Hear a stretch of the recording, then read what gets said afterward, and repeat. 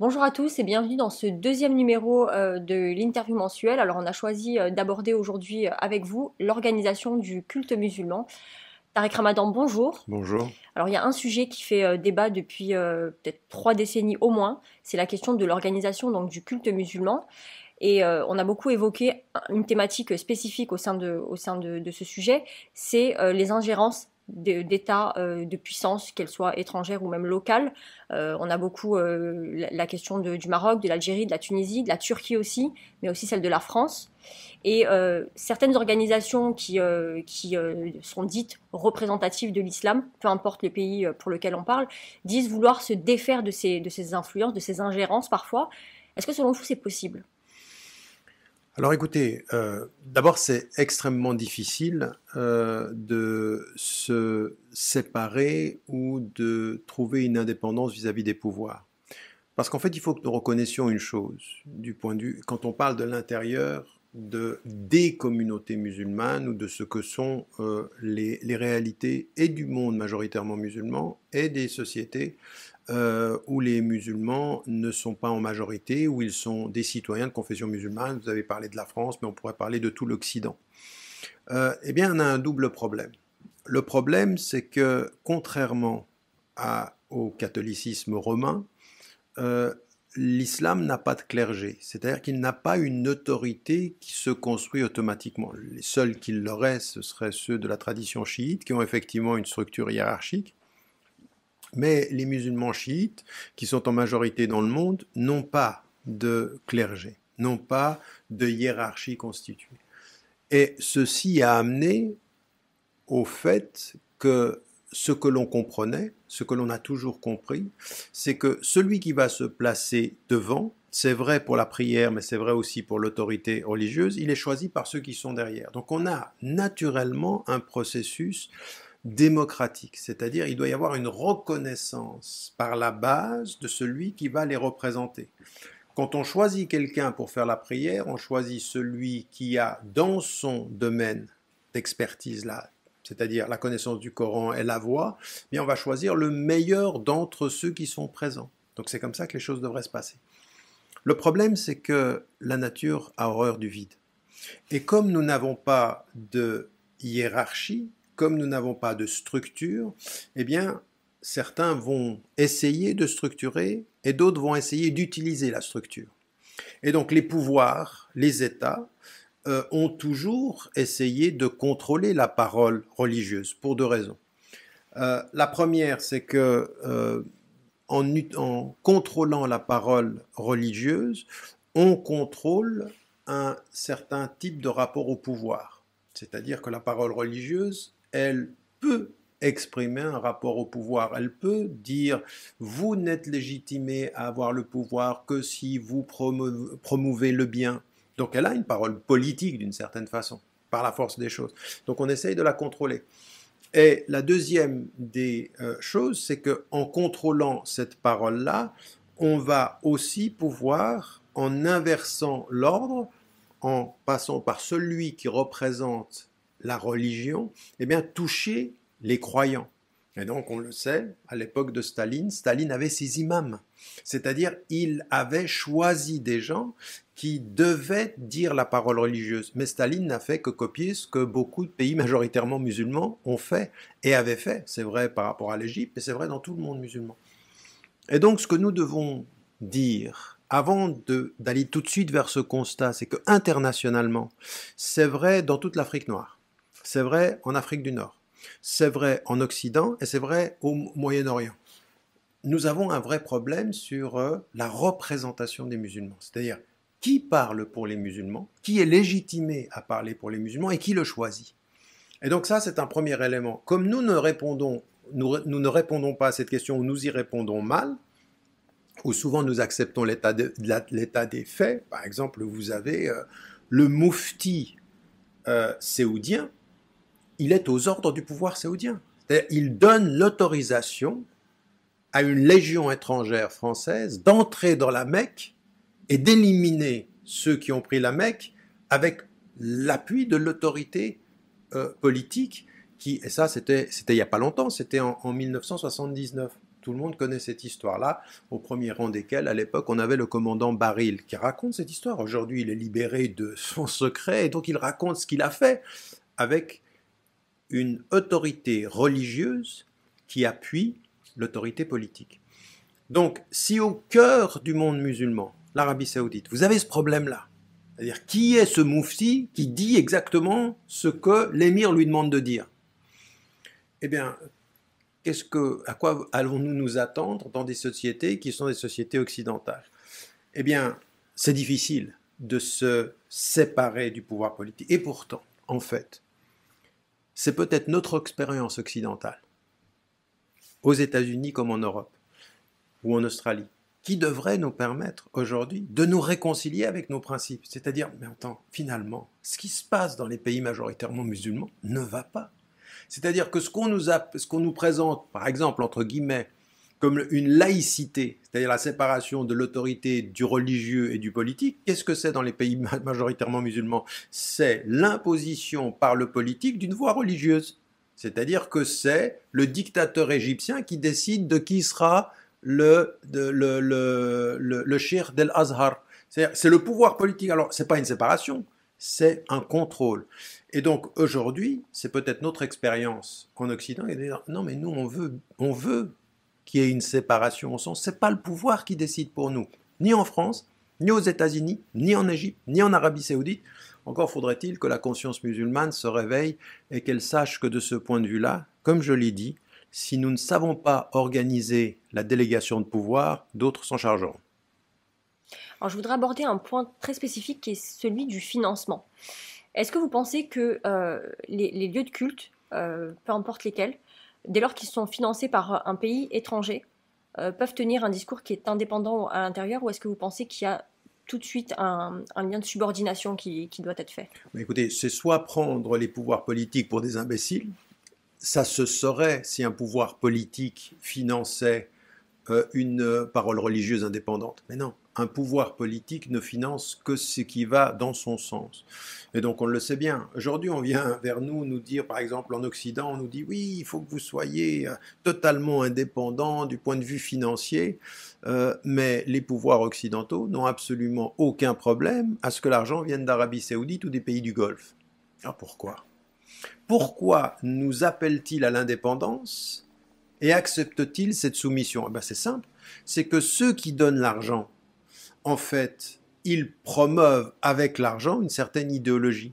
Et que cette idéologie qui est apparemment totalement en déphasage vis-à-vis de l'Occident, eh bien, dans un deuxième temps, va servir l'Occident. C'est ça qui est très étonnant et qui est paradoxal. C'est-à-dire, on nous dit, on veut un islam européen, mais on laisse l'idéologie littéraliste s'installer, bâtiment, financement et idéologie comprise. Mais pourquoi? Pourquoi est-ce que vous nous dites que vous voulez ça et vous laissez faire cela? C'est parce qu'en fait, ce que vous nous dites que vous voulez, ce sont des paroles de circonstances, mais ce qui se passe véritablement sur le terrain, c'est que ces idéologies-là, ce littéralisme-là, vous allez l'employer, l'utiliser pour continuer à dire qu'en fait, nous ne serons jamais véritablement européens. En fait, vous laissez financer ce que idéologiquement vous allez utiliser. Voilà ce qui se passe. Et donc, de ce point de vue, il faut qu'on ait un tout petit peu d'intelligence. Si, d'un point de vue musulman, j'ai aucun problème avec les littéralistes, je n'ai aucun problème avec les mystiques et les soufis, j'ai pas de problème avec ceux qui sont des réformistes, à une seule condition. À une seule condition. Soit vous êtes sincère avec vos interprétations dans l'autonomie, mais vous ne servez pas un État. Vous ne servez pas une politique. Je suis très fâché, je dirais même, avec ceux qui viennent vers nous dire « Ah ben nous on fait pas de politique, nous on est littéralistes et sans politique », mais ils disent pas un mot par rapport à la gestion du culte musulman dans les pays comme l'Arabie Saoudite ou dans les pays du Golfe. Ils disent rien, ils les soutiennent même, ils disent « Attention, c'est le serviteur des lieux saints ». Le serviteur des lieux saints qui est en train, à l'heure où je vous parle, au nom du service des lieux saints, de massacrer la population civile au Yémen. C'est ça, le serviteur des lieux saints, qui est le sommet de l'espace du plus corrompu des corrompus. C'est-à-dire que tout le monde le sait. Il n'y a pas un ministre des Affaires étrangères en Occident qui ne sait pas que ce pouvoir-là est un pouvoir corrompu, qui prend et vole l'argent et puis qui le dilapide. Donc le serviteur des lieux saints est plutôt quelqu'un qui a sanctifié l'argent et qui a transformé notre religion en une véritable soumission à des intérêts occidentaux. Eh bien, nous, ce qu'on doit dire, c'est, attendez, on veut une parole religieuse, une organisation du culte qui soit indépendante. Elle doit l'être sur 4 plans. Elle est indépendante, comme on l'a dit, politiquement. C'est le premier élément. Elle doit l'être financièrement. Ça veut dire qu'en fait, il faut savoir ce qu'on veut. Si on ne veut pas que des États étrangers financent notre culte, il faut accepter que les citoyens d'ici le financent, mais il faut le financer. C'est-à-dire qu'il faut financer des structures. Et des structures, ce n'est pas financer des mosquées, parce que nous, on a pensé qu'en payant les mosquées, on payait notre indépendance. Non, les mosquées, c'est que le bâtiment. Il faut des structures de représentation, une dynamique associative qui soit véritablement, qui parte de la base et qui remonte. Donc la question du financement. Ensuite, il y a une véritable indépendance religieuse. Qu'est-ce que ça veut dire, l'indépendance religieuse? L'indépendance religieuse, c'est-à-dire, pour ici, avec nos problèmes d'ici, il nous faut des réponses ici, et il nous faut former des gens ici. C'est-à-dire, on doit connaître nos réalités. Ça n'est pas un moufti qui vit en Arabie Saoudite ou en Égypte de nous dire mais comment on fait quand on doit gérer les problèmes de la mauvaise éducation ou du désordre social qu'il peut y avoir dans n'importe quelle ville occidentale. C'est-à-dire que ce soit à New York, que ce soit à Marseille, Paris ou que ce soit à Bruxelles ou à Molenbeek. Voilà. On a de ce point de vue-là la reconnaissance de ce terrain-là. Ça, c'est la 4e indépendance qui est celle de la question religieuse. Et puis, il y en a une 5e. La 5e indépendance, c'est celle qui, à partir de ce tissu associatif-là, de pouvoir développer un processus qui va du bas vers le haut. C'est-à-dire que dans chaque pays, il faut trouver le meilleur moyen d'avoir une représentation qui part de la base. Et donc ça prend du temps. Donc cette autonomie-là, il faut que nous l'organisions. Donc nous sommes très très peu au fait de ces déficiences dans tous les pays majoritairement musulmans comme en Occident, mais surtout nous sommes très peu créatifs. Nous avons très peu pensé à comment structurer cette parole-là avec cette quadruple dimension de l'indépendance. Parce que ce n'est pas une question uniquement de politique et d'argent, c'est aussi une question de réflexion, d'intelligence, de créativité en fonction du contexte dans lequel nous sommes. Et là, nous avons beaucoup de travail à faire. Alors ici, sur le contexte, particulièrement en France, on a beaucoup de polémiques qui sont nées récemment avec la signature de chartes qui ont été rédigées directement depuis le bureau du ministre de l'Intérieur. Qu'est-ce que vous avez à dire aux organisations qui tiennent, d'après ce que l'on voit, et ça a été beaucoup critiqué, notamment par ce que vous appelez justement la base, le fait que des organisations musulmanes prétendent vouloir donc et fustigent même ce qu'ils appellent donc des ingérences d'États étrangers, mais valident dans un autre sens les ingérences du pays dans lequel ils vivent. Mais encore une fois, il y a dans votre question l'essentiel de la réponse. C'est-à-dire que c'est une contradiction de fait. Et c'est pas plus qu'une contradiction, je dirais. C'est un non-sens et c'est extrêmement dangereux. C'est extrêmement dangereux. Parce que ça prouve 2 choses, en fait. Que certaines de nos organisations, ou des organisations qui veulent se présenter comme représentatives des musulmans. Déjà, on a un vrai problème, c'est que ces organisations, souvent, ont un problème avec le pouvoir. Elles s'auto-proclament ou elles ont envie qu'on les reconnaisse pour telles. Donc ça, on a un problème déjà avec leur positionnement. Mais ce que ça révèle, c'est 2 choses. Ces organisations-là révèlent par cette attitude le fait qu'elles ne savent absolument pas, qu'elles n'ont pas assimilé et qu'elles ne connaissent pas le droit du pays où elles sont. Alors là, vous me parlez de la France, mais on pourrait dire de la même chose de beaucoup d'États. Je veux dire, quand vous voyez ce qui est en train de se passer aux États-Unis, ce que l'on accepte, parce que vous savez, souvent quand vous vous promenez, vous allez en Angleterre, ils disent ah ben en Angleterre c'est mieux que la France, et puis vous allez en France c'est mieux que la... Non, en fait, on s'aperçoit que le défaut, il est international. Mais que cette attitude-là, ce qu'on a vu en France, on l'a vu par ailleurs. Il faut quand même savoir qu'à un moment donné, les organisations musulmanes ont été accueillies par Bush. Et il décidait de qui était le représentant. Et il y a même une de ces personnes-là, on lui a fermé la porte au nez alors qu'on a laissé passer 7 autres organisations. Et les musulmans l'ont accepté. Les 6 qui sont rentrés ont laissé un de leurs collègues, un de leurs frères en islam à l'extérieur. Mais qui a décidé qu'on le mette à l'extérieur? Mais le pouvoir, l'autorité. Et donc, eux, ils vont dire, on ne veut pas de l'islam égyptien, on ne veut pas de l'islam saoudien, on ne veut pas de ça, mais l'islam américain, tant que c'est le gouvernement américain qui décide, on va l'accepter. Donc, ils acceptent l'ingérence d'ici, qui est aussi négative que l'ingérence de là-bas. Trump n'est pas un moufti, Trump n'est pas ni Sarkozy, ni Macron, ni le ministre des Affaires étrangères Darmanin. Ça n'est pas à eux de décider de quel est le bon islam. Mais pour pouvoir dire ça, avant de dire quel est le bon islam, il faut dire, mais il y a une loi dans ce pays. Il faut connaître les règles de ce pays et ce que dit la laïcité de ce point de vue-là. C'est-à-dire qu'en fait, on accepte de déroger au principe de la laïcité avec les citoyens de confession musulmane parce que les représentants de ces citoyens de confession musulmane, ils connaissent rien à la laïcité, ils ne connaissent rien au droit, donc ils connaissent pas le contexte. Pourquoi ils connaissent pas? Ou alors ils le connaissent, mais ils sont cyniques. Ils accepteront de déroger à la règle du droit pour être reconnus et acceptés par le pouvoir. Parce que le pouvoir est prêt à changer la loi pour garder le pouvoir. C'est ce qui se passe. On va changer la loi avec les musulmans pour garder le pouvoir. Donc ça, c'est un premier élément. Voilà ce que ça révèle.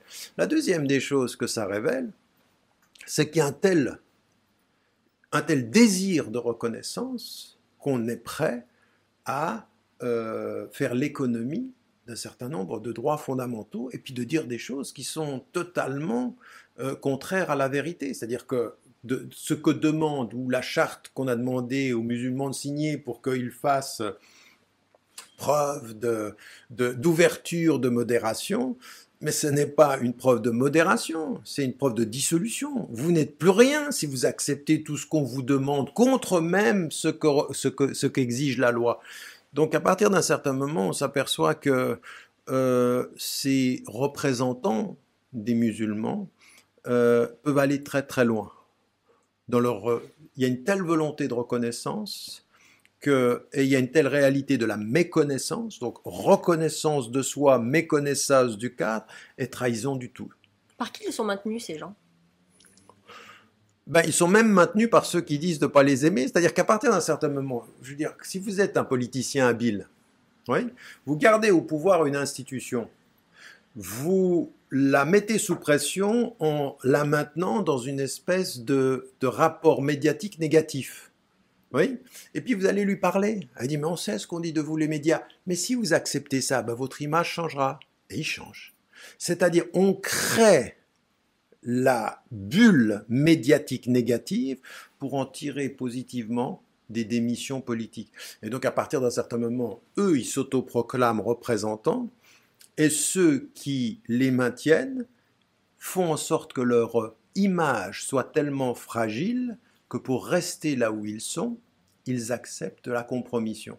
C'est un jeu politique parfaitement cynique, mais ça marche, ça marche. C'est-à-dire, en fait, on sait que vous n'êtes pas ce que les médias disent, mais votre image, elle est telle que, vous savez, si vous voulez changer, il faut que vous alliez dans ce sens-là. Et on y va. Et on y va, puisqu'il faut que notre image change. En d'autres termes, pour maintenir l'image de respectabilité, ne défendez plus les principes qui pourtant fondent cette République, qui pourtant fondent la République française. Eh bien, ça, ce que je suis en train de vous dire, c'est la règle dans pratiquement tous les pays occidentaux aujourd'hui par rapport à la représentation des musulmans. Et qui sont les premiers responsables de ça? Les États. Et la raison d'État joue sa partition. Évidemment qu'on veut parler aux musulmans qui vont pas s'en prendre à nous. Évidemment qu'on va parler aux citoyens de confession musulmane qui vont aller dans notre sens. Évidemment qu'on va vouloir des Français, des Américains de confession musulmane qui vont pas nous dire quelles sont vos relations avec l'Arabie Saoudite, quelles sont vos relations avec les États du Golfe, quelles sont vos relations avec l'argent du pétrole, quelles sont vos relations avec le littéralisme. Ah ben surtout ne posez aucune question, dites simplement que vous êtes modéré, ne posez pas de questions avec les littéralistes avec lesquels nous on fait du commerce. Donc ne posez aucune question sur le commerce, contentez-vous de dire le foulard c'est pas islamique, les mosquées, faut qu'on puisse parler la langue du pays et pas une autre langue, parce qu'on en est presque arrivé à laisser entendre que l'arabe était une langue de terroristes. Voilà ce à quoi on arrive, je veux dire. Et à un moment donné, on est dans cette dérive-là. Donc, ce qu'il faut dire à tous nos concitoyens d'ailleurs, ce qui est exigé aujourd'hui de la conscience occidentale pour celles et ceux qui sont de confession musulmane, vous n'en accepteriez pas 1%. Parce qu'en fait, ce qu'on leur demande, c'est soyez moins ce que vous êtes pour pouvoir vivre avec nous. Or, en fait, il n'y a pas de possibilité de vivre ensemble quand on demande à quelqu'un de ne plus être ce qu'il est, mais de comprendre ce qu'il est dans son contexte-là, parce que la majorité des femmes et des hommes de confession musulmane vivent en Occident de façon paisible, respectent la loi et n'ont aucun problème avec ceci. Et ils doivent être aussi libres que les autres. Mais il n'y a pas d'avenir pour une société plurielle. Si certains dans ce pluralisme voient leur liberté restreinte pour laisser entendre que on protégerait la sécurité des autres. Vous êtes de ceux qui dénoncent donc une volonté de dilution un petit peu de l'identité musulmane ? Ah mais moi je ne la dénonce pas, je la constate. C'est-à-dire que je constate effectivement que... mais je l'ai dit il y a 30 ans. Je l'ai dit il y a 30 ans en disant mais en fait on a l'impression que les bons musulmans sont les musulmans sans l'islam en fait. Pour être bon, j'avais même réagi à l'époque, on m'avait donné l'article du mois à Genève dans un journal qui s'appelait l'Hebdo, et c'était quand même risible. Je mettais en évidence, je critiquais un journaliste qui disait « Ah ben il y a des musulmans qui pratiquent leur religion, des musulmans modérés, qui pratiquent leur religion comme nous la nôtre, c'est-à-dire qu'ils ne pratiquent plus. » Ah bah c'est gentil ça, c'est-à-dire que c'est ça que vous voulez. C'est-à-dire que quand vous entendez que des gens aujourd'hui en France comme Zemmour, ou quand vous entendez Onfray, qui disent la réislamisation, c'est quand on invite des musulmans à pouvoir continuer leur rituel. En fait, qu'est-ce que vous voulez? Une désislamisation, en fait. Ce que vous voulez, c'est que des musulmans le soient culturellement. C'est-à-dire qu'ils aient l'exotisme du nom, mais pas la rigueur de la pratique. Parce que l'exotisme du nom, vous les manipulez, la rigueur de la pratique, ils se libèrent. Ils ne sont pas ils se libèrent au sens où ils décident pour eux-mêmes de leur pratique, de leur façon d'être. Encore une fois, chacun décide, mais laissez les gens décider. Donc en fait, l'opposé de la réislamisation, c'est la dilution, c'est la disparition, c'est ce que certains appellent l'assimilation. Est-ce que vous avez des freins particuliers que vous identifiez et qui aujourd'hui limitent et empêchent même l'organisation, l'autonomie, l'émancipation du culte musulman? On a parlé de tous les freins politiques, tout ce que cherchent les États, et ça, c'est de bonne guerre, c'est leur travail. Ils font ça, on le connaît. On connaît ce processus-là. Maintenant, les freins, il faut les chercher chez nous. Il faut les chercher chez les citoyens, il faut les chercher chez les citoyens de confession musulmane dans leur ensemble, et même de ceux qui les représentent. Ce que je disais tout à l'heure, un des principaux freins, c'est la méconnaissance des règles sociales. C'est la méconnaissance de comment ça fonctionne. Et dans le temps présent et historiquement, d'ailleurs c'est quand même très très étonnant de voir des femmes et des hommes qui en sont la 4e génération de leur présence en Occident, ils ne connaissent rien de l'histoire occidentale. Ils ne savent même pas comment ça marche. D'ailleurs, il y en a même certains qui vous parlent de la laïcité, ils ne savent même pas comment a fonctionné et quelles étaient les tensions qui ont accompagné la loi de 1905, par exemple en France. Mais ils ne le savent même pas en Afrique. Moi, je me suis retrouvé à des moments donnés au Niger et au Mali. On me dit, mais est-ce que vous avez lu votre histoire? Donc, si vous voulez construire votre avenir sans avoir une connaissance minimale du passé, vous êtes dans un présent qui est un présent de sable mouvant. Vous êtes en train de vous êtes en train vous-même, en vous agitant, de vous étouffer. C'est ça le principe des sables mouvants. Le principe des sables mouvants, c'est que vous vous étouffez par votre propre mouvement. Et donc, quand vous êtes agité, que vous étouffez, mais si vous ne savez pas d'où vous venez, vous ne savez pas où vous allez, vous n'allez pas vous en sortir. Donc, le principal frein, c'est celui-ci, c'est-à-dire une méconnaissance.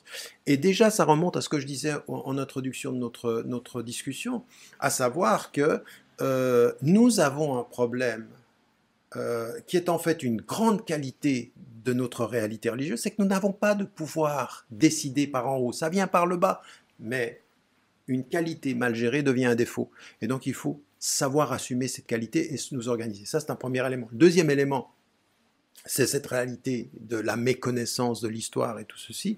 Et puis, il y a un troisième frein, c'est que nous avons des personnes qui, au nom de la parole religieuse, veulent entretenir un pouvoir et une représentation, c'est-à-dire qu'ils s'arrogent ces droits-là. Et donc, à un moment donné, si vous êtes dans une mosquée et que vous voyez qu'il y en a un qui se précipite pour être l'imam ou pour diriger la prière, et vous n'en connaissez ni les compétences, ni l'histoire, ni la formation, c'est un vrai problème. Vous allez l'arrêter et dire attends, on va étudier ce que ta formation, ce que tu es, ce que tu fais. Aujourd'hui, on n'a pas même ces processus de régulation intérieure. Donc à un moment donné, au lieu de s'asseoir et de critiquer tous les États de la planète, ici la Turquie, l'Arabie Saoudite, l'Égypte, le Maroc, l'Algérie, qui ne font eux que garder ou préserver des chasses gardées parce qu'ils veulent préserver leur autorité, et que ceci leur est demandé par les États mêmes qui les critiquent. C'est-à-dire, par exemple, vous avez la Belgique, la France, les États-Unis, ils n'arrêtent pas de critiquer tous les pays qui interviennent chez eux. Et pourtant, c'est eux qui leur demandent. Je veux dire, vous ne pouvez pas parler de l'islam de France sans passer par le Maroc, l'Algérie, la Tunisie, la Turquie. Je veux dire, attends, il faudrait savoir, vous parlez à vos citoyens ou vous parlez avec les ambassades? Il faudrait savoir. Mais ça vient où est le problème? Eux, ils font que ce qu'ils ont à faire. Ils essayent de contrôler. Nous devrions faire ce que nous avons à faire, de nous libérer, c'est-à-dire de nous organiser et de commencer au niveau de la base. C'est-à-dire, il faut se réconcilier avec le temps long. Et puis une chose que les musulmans devraient arrêter de clamer dans le verbe et de ne pas appliquer dans la réalité, à savoir la shura, c'est-à-dire la consultation, l'espace du débat. On ne sait plus faire ça. On ne sait plus faire ça entre nous. Et puis vous avez un certain nombre ensuite d'imams qui, puisque comme je l'ai dit, la nature a horreur du vide, eh ben, ils prennent et ils pensent que quand on est sur les réseaux sociaux et qu'on a une audience, on a une représentation. Mais non, la représentation de toutes ces audiences-là, elle n'est pas quelque chose qui se construit. Le réseau social, c'est l'entretien d'une adhésion par l'émotion. La représentation des musulmans, c'est la représentation par l'intelligence, c'est par la compétence.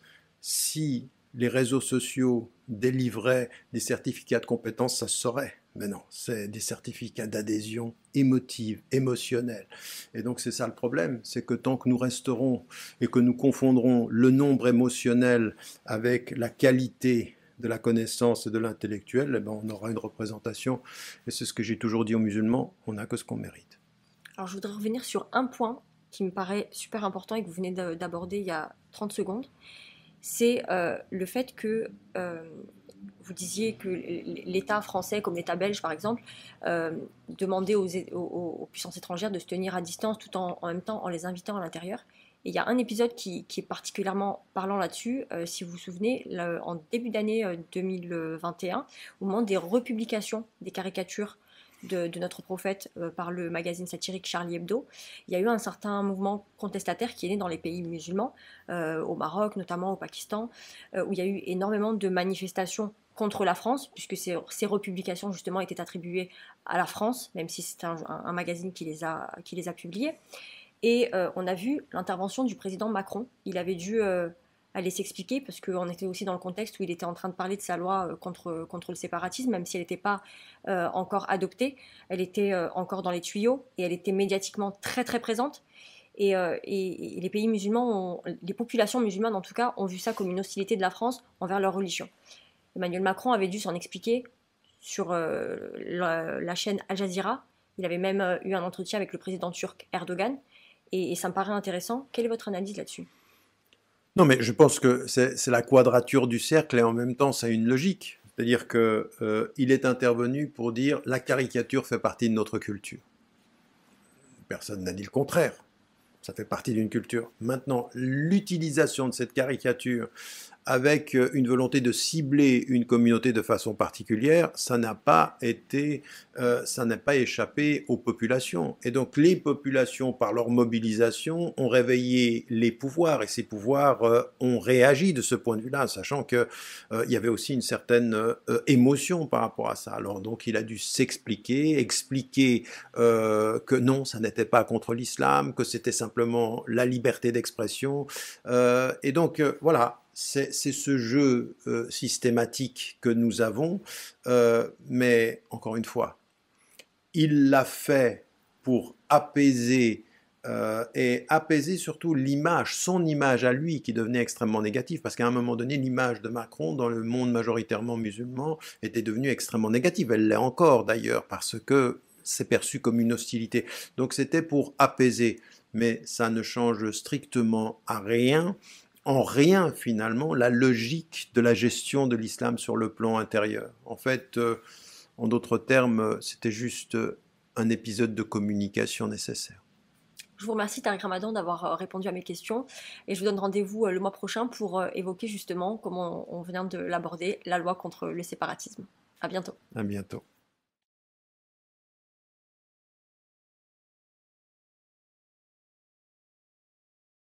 Bonjour, que la paix soit sur vous. Bismillahirrahmanirrahim.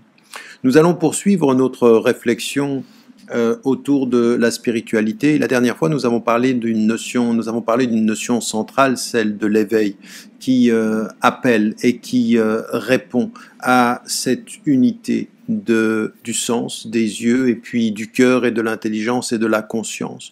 La conscience et ces quatre dimensions sont les dimensions qui permettent finalement de vivre l'éveil et de le maintenir par un travail, comme je l'avais dit, d'éducation, de rituel, de répétition, d'éveil au monde. Et il y a une notion qui terminait la notion de l'éveil et qui commence le chapitre de ce jour, la notion de ce jour. Et cette notion, c'est la notion de conscience. Et je vous l'avais dit, dans la tradition philosophique grecque, mais également dans les spiritualités, la conscience, c'est damir. En arabe, c'est finalement cette perception que l'on a conscience du monde et que l'on a conscience de soi. Dans la tradition musulmane, c'est la notion, et dans la tradition spirituelle, c'est la notion de taqwa, c'est-à-dire de la conscience révérentielle, de l'amour révérentiel, qu'on a parfois traduit par la crainte de Dieu. Mais la crainte de Dieu, c'est une connotation qui est négative et qui ne dit pas ce qu'est taqwa au sens profond. Quand le prophète, paix et bénédiction de Dieu soit sur lui, dit « Hahuna taqwa » en montrant l'intérieur, ce qu'il veut dire, c'est que la conscience du divin, elle est à l'intérieur. Elle est ce qui nous anime de l'intérieur de notre être. Et c'est à cela que la deuxième étape de notre cheminement spirituel va nous amener. Après avoir été par cette nouvelle façon de regarder le monde, ce nouvel éclairage par les yeux, par l'illumination qui vient du cœur, par une nouvelle conscience qui passe par l'intelligence des choses, tout à coup, on s'aperçoit que cet éveil-là, par la conscience, par l'éveil de la conscience, va nous ramener à nous-mêmes, nous ramener à l'introspection. C'est autant la révélation nous dit « lis le monde », autant elle nous dit « et à partir de cette lecture du monde, à partir de cette nouvelle perception, cette nouvelle compréhension, cette lumière, cet amour qui vient du cœur, eh bien il va falloir revenir au cœur du cœur, il va falloir revenir à soi. » Ce moment-là de la conscience de soi, elle fait partie de l'éveil. Elle va non simplement être l'enfant de l'éveil, mais en même temps l'entretien de l'éveil, la vigilance quant à l'éveil, l'éducation quant à l'éveil. C'est à cela que va servir, et c'est de cela dont va se nourrir la conscience de soi. Alors, de quoi s'agit-il? Ce que nous savons, c'est, comme je vous l'ai dit la dernière fois, le verbe vient et éveille, et il réveille l'être et l'âme qui peut être endormi. Et là, ce qui va apparaître dans cette conscience qui s'éveille, la conscience de soi, eh bien, chez les êtres humains, elle naît de deux facteurs. Elle naît d'abord de l'expression de l'être humain comme un être qui porte la parole. L'homme est un être qui parle, l'homme reçoit le verbe et dit le verbe, c'est ce que nous avons dans Surat Ar-Rahman. Allama al-Qur'an, Dieu a enseigné le Coran, wa allamahu al-bayan, et lui a enseigné l'expression. Donc il reçoit le verbe et il dit ce qu'est le verbe, il l'exprime. Allamahu al-bayan, c'est-à-dire la capacité de l'expression. Donc on s'aperçoit qu'il est au centre et est au centre de son être la parole, et à partir de la parole, puisque la parole met des mots à l'objet extérieur à l'homme, il va y avoir entre l'homme et l'homme, qui devient extérieur à lui-même par le verbe, la conscience de soi. C'est-à-dire que c'est tout à fait étonnant, la parole est ce qui provient de l'intériorité de l'être et qui met l'être à distance de l'être, et qui lui permet d'avoir la conscience de lui-même. Donc nous avons conscience de nous-mêmes. L'éveil qui est venu et qui est né de cette parole qui vient de l'extérieur, de ce verbe, de cette révélation qui vient de l'extérieur et qui nous dit « regarde le monde, lis le monde de façon différente avec un nouvel éclairage », eh bien de cette extériorité vue d'une façon nouvelle, où les éléments prennent sens, où la conscience voit un horizon et non pas simplement un paysage. Et c'est pas pareil. Le paysage, il est pour ce qu'il est. L'horizon, il détermine une direction, un sens. Ce qui dans la tradition musulmane est partout, et d'ailleurs dans toutes les traditions, est le huda, c'est la direction, c'est ce que l'on doit. Rushd, c'est la direction. Et sharia, c'est le chemin qui mène à la source. Tous les mots de la terminologie coranique mettent en évidence la notion de la direction. Elle vient d'où, cette notion de la direction? On sait où l'on va quand l'on sait qui l'on est. On sait que l'on est, et à partir de qui l'on est, on saura où l'on va. Mais si l'on ne sait pas qui l'on est, on ne sait pas où est la direction. C'est-à-dire, sans la définition ou sans la conscience de soi, eh bien, il n'y a pas de voie.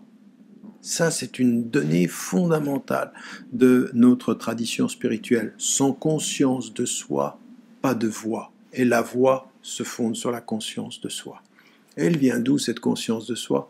Eh bien, comme je vous l'ai dit, ce retour, cette introspection qui est le cheminement essentiel par lequel nous allons passer avec l'éveil. Alors, en fait, on a un verset qui nous le dit et qui est étonnant parce qu'on aurait pensé en psychologie élémentaire que les choses sont inversées. Eh bien, ce n'est pas comme ça que les choses se passent. Sanurihim ayatina fil ufuqi wa fi anfusihim. Nous leur montrerons nos signes dans les horizons et en eux-mêmes. Ce qui est tout à fait étonnant, c'est que quand on part de la conscience de soi, en général, on commence par soi, puis on va vers l'extérieur.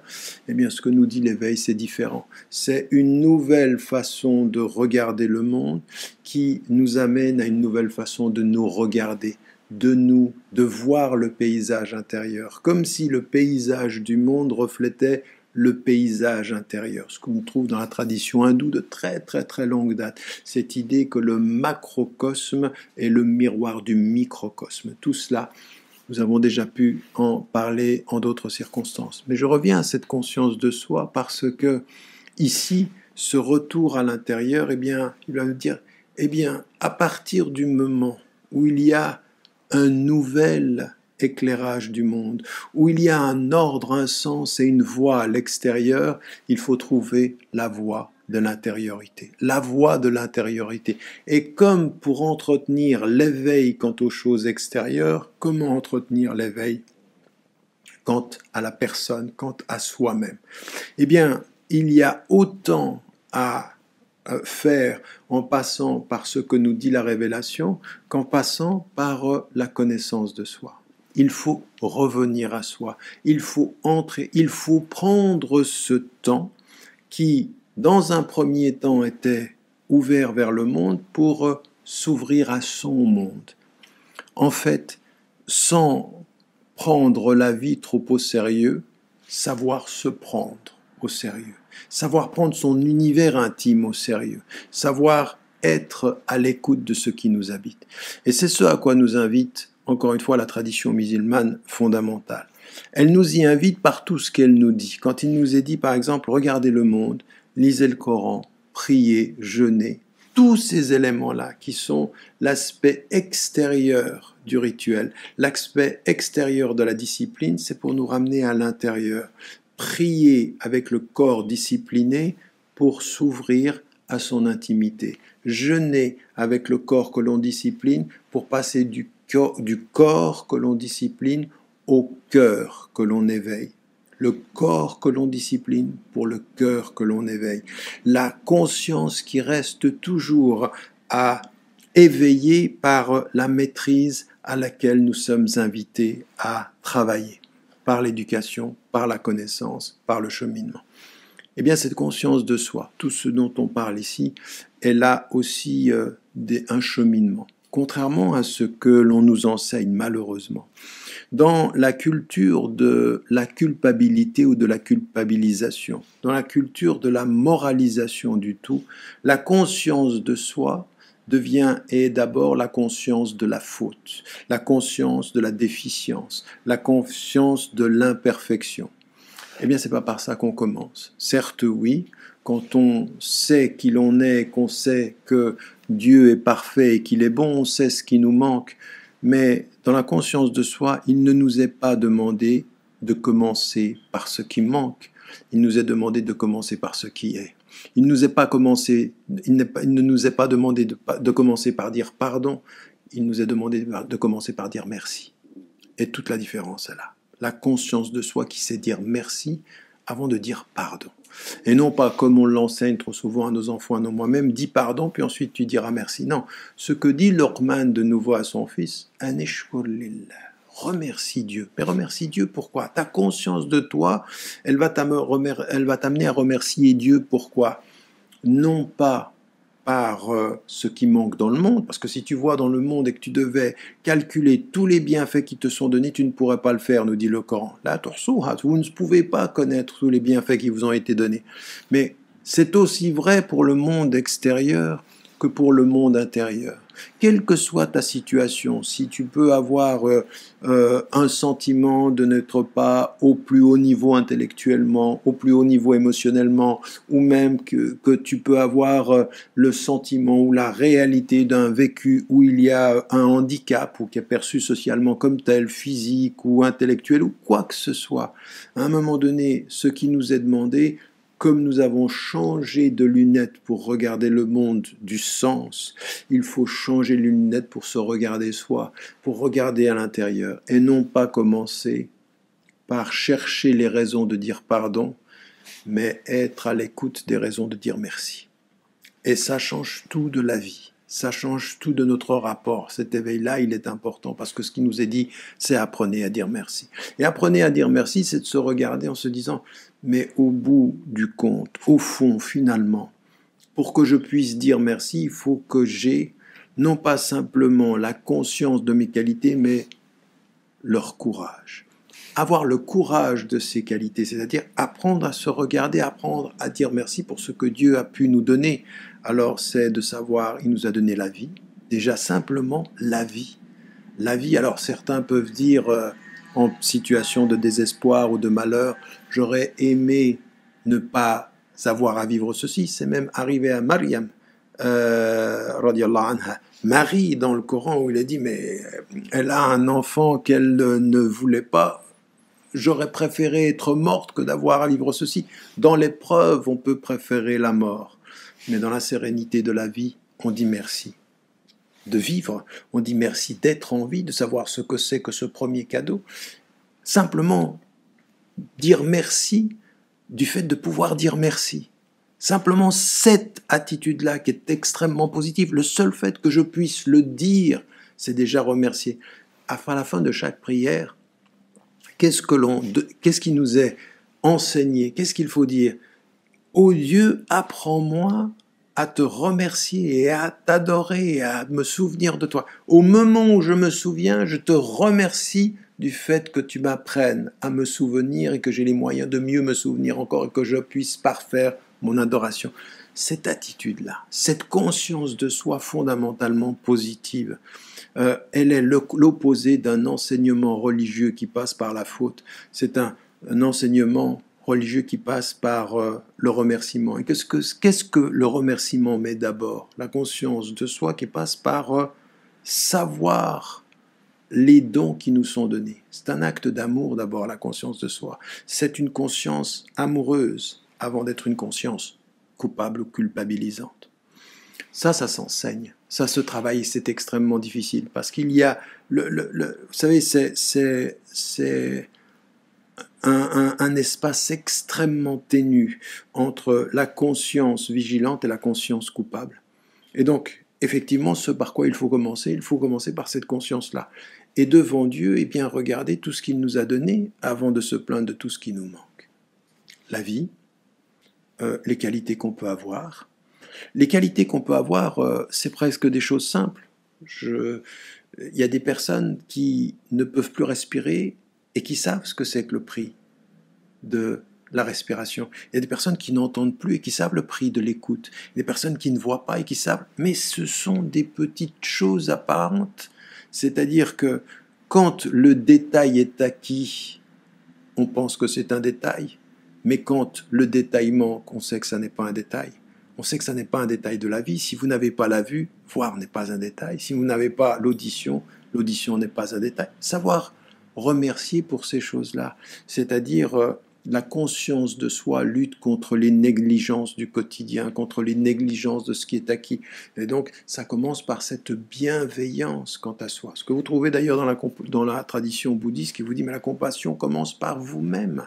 C'est-à-dire apprendre à remercier d'abord. Et donc, la conscience de soi, c'est ceci. C'est ce champ de toutes les qualités que Dieu nous a données de la vie, la conscience de soi, de savoir ce qui nous est donné et de savoir dire merci.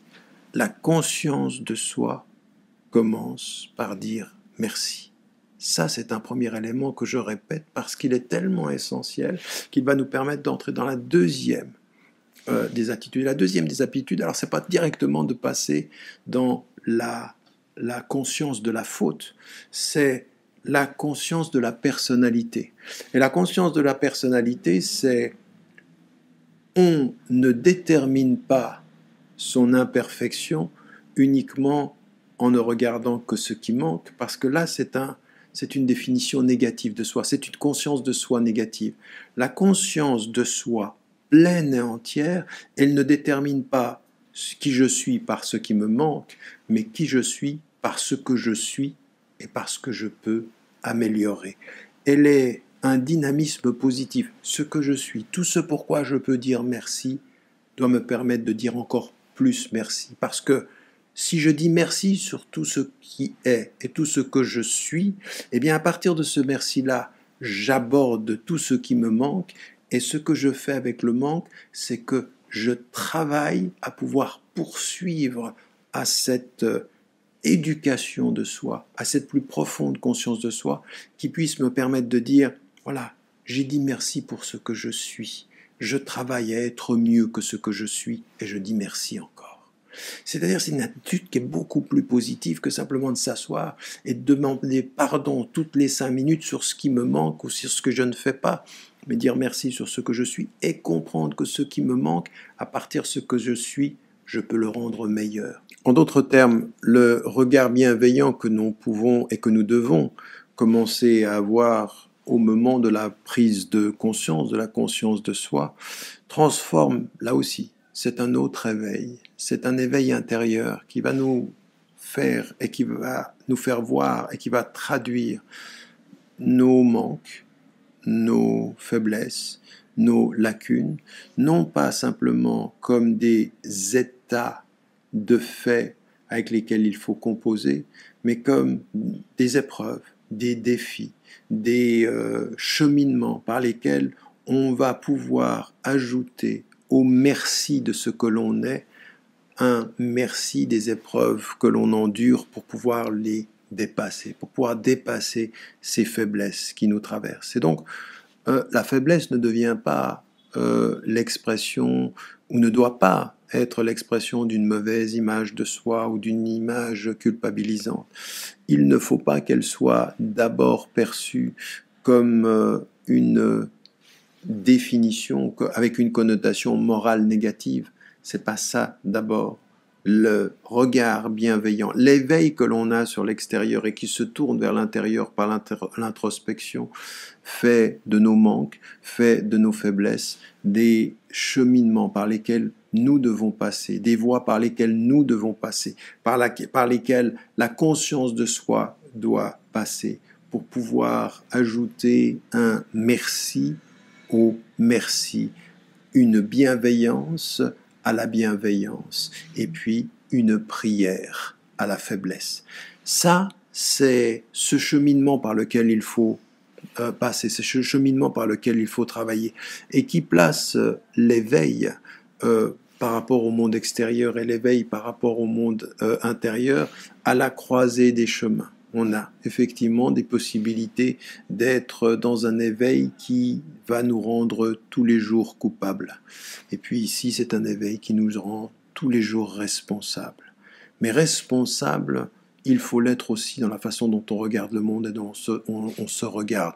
Non pas comme des êtres inachevés et imparfaits qui ne cessent de culpabiliser, mais comme des êtres inachevés, imparfaits, qui, parce qu'ils savent remercier, savent grandir et se perfectionner et devenir plus grands, pour au final dire et répéter ce par quoi ils avaient commencé. J'ai dit merci pour la vie et je dis merci pour le chemin. N'oubliez jamais de dire à ceux que vous aimez que vous les aimez. La vie est fragile.